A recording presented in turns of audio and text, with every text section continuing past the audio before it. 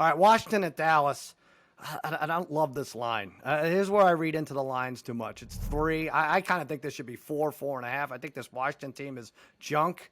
Just looking at the quarterbacks now, is Carson Wentz a good deal better than Cooper Rush? Is it even a point difference to the spread?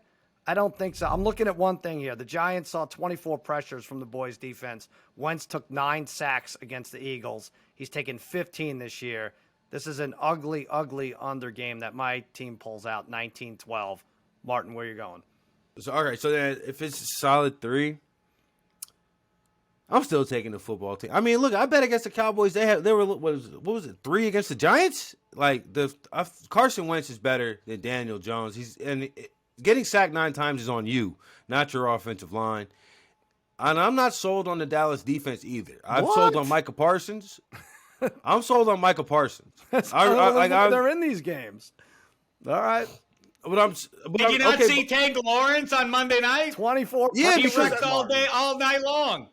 Yeah, in part because people are double teaming Micah. Once Micah Parsons is off the field, I'm not positive that the Cowboys can still stop offenses in the same way. Marty, you said it earlier about TJ Watt and the Steelers. You're right. Yes. Like this cognitive dissonance that everybody expresses, or a lot of people do, which is, well, I mean, you can't expect the Bengals to win without Joe Burrow in there, right? It's like, yeah, the same applies to defenses.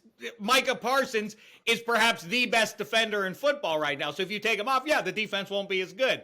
He is in there. As long as he's healthy, I'm going to take the Cowboys to wreck. And he had the flu last week. He had the flu Monday night, right? That was just Monday. It's Thursday now. Like, I don't know how he's feeling today.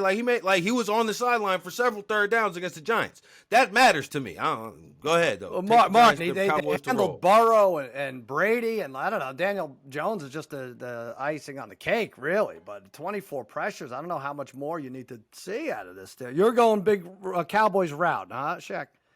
I don't know about route because I don't, it's Cooper Rush under center, obviously. But, I mean, the fix for the commies that I have said for 2 months. Put Sam Howell in already, would you please? You know Carson Wentz is broken. What are you doing? And Jer is even crazier. I don't understand. This is his own team that he's trying to gin up a controversy. No, he shouldn't do that. Well, maybe, I don't know. Maybe Cooper's putting some pressure. Why would you do that, Jerry? He shouldn't do that. Don't you want Dak coming in and feeling happy and excited to be a part of a team that is still in contention and relevant in his stead? Of course you do. All right, listen, whatever you're betting, teasers, over, under, do it through Caesars because they have all the names. Caesar himself, Cleo, the Mannings, Henrik Lundqvist, and now yours truly. Yes, Against All Odds is now a proud member of the Caesars empire. And you know what it is that sets Caesars Sportsbook and Casino apart from the others? It's the perks.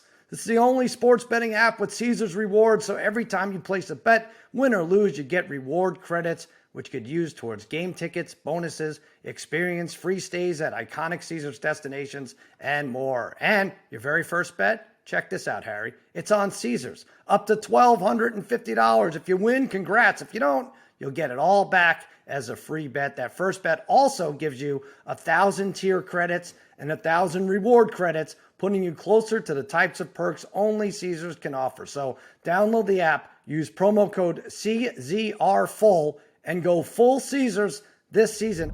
All right, KC at Tampa Bay. This is a Sunday night game. Yes, you guys both mentioned it should probably be Baltimore, Buffalo, but I guess they have to give CBS some love. I forget how the networks do it, but everyone protects the game. Not that NBC is mad. They're stuck with this, although I imagine they thought both teams would be 3-0, or at least we're hoping for that. And I imagine they thought it would be a classic Brady-Mahomes matchup, which maybe it could be, but it doesn't look like that's what it's going to be. Both teams are doing it on defense, both coming off a loss. Bucks, what have they allowed? 14, 10, and 3. And Kansas City's defense, right there behind them, only allowing 4.6 yards a play, which is fifth in the league. The Chiefs 0-5 against the spread in their last 5 road games against Tampa. I know you don't care about that, Shaq. It's also scary to see this Chris Jones thing. I don't know. I mean, as much as they protect Brady, now to think that he doesn't even have to touch Brady, he could just say something about one of Giselle's outfits and it's 15 yards. But I think a lot of emotion and a lot of rearranging schedules, even if they do play in Tampa with that storm coming through, prayers go out to everyone there. This might be played in Minneapolis, but either way, even if it isn't, it's a hectic week. I think Mahomes takes advantage of that. He hits Kelsey after a big drop last week. They get it back. Play all your Kelsey props over. Chiefs 26-21. Shaq, what do you like? Well, you touched on it. Everybody keeps talking about it. I keep pointing it out that it's, if you're wringing your hands in Chicago because Justin Fields isn't putting up points, in Pittsburgh because Trubisky isn't, look around the league, everybody. Neither is Tom Brady or Kyler Murray or Russell Wilson or Patrick Mahomes. Patrick Mahomes is quietly struggling.